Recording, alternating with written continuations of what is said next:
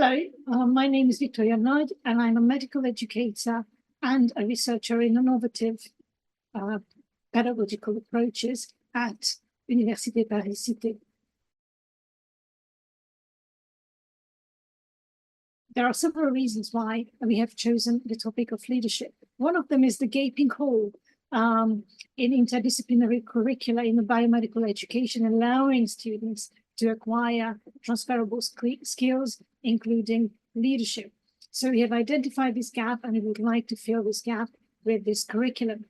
Other than that, we are fully aware, and students should be aware that a PI is not only a researcher, but they are also a team leader and a project manager.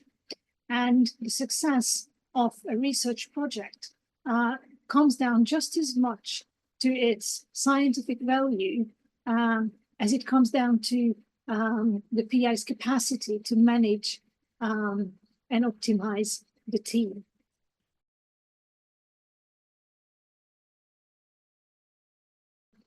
The three words that describe this chapter would be, for me at least, innovative, impactful, and transformative. Why? Innovative because of the non-existence of such curricula in the biomedical field, and also because of its practice-based approach, because of its skill-oriented nature, and because of its self-reflective nature. We know that leadership is not about theoretical knowledge. It's about how you can manage a team in a given situation. Impactful and transformative, because this chapter allows students to reflect on their own strengths and weaknesses in a pragmatic way in order to become better leaders.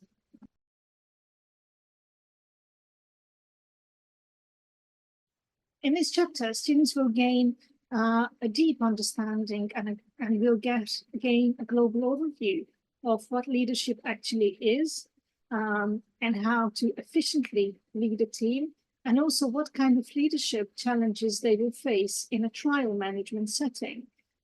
Also, this chapter will allow them to reflect on themselves, identify their existing skills, which they often not aware of, but also to identify areas where they need to improve, and we'll get tips about how to improve in those areas.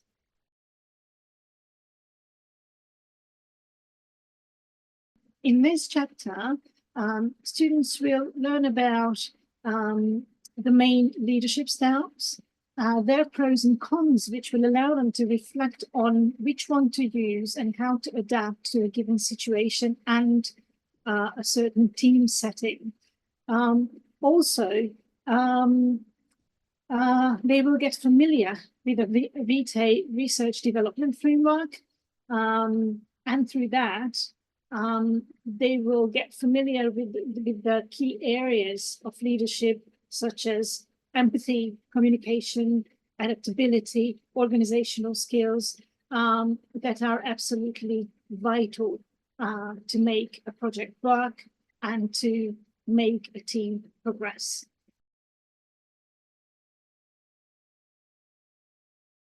I myself, I'm in charge of the 3 interdisciplinary chapters of Ch10, meaning leadership, scientific communication, and training the trainers of the 21st century. As for my own leadership experience in the medical and academic field, involves several projects at university.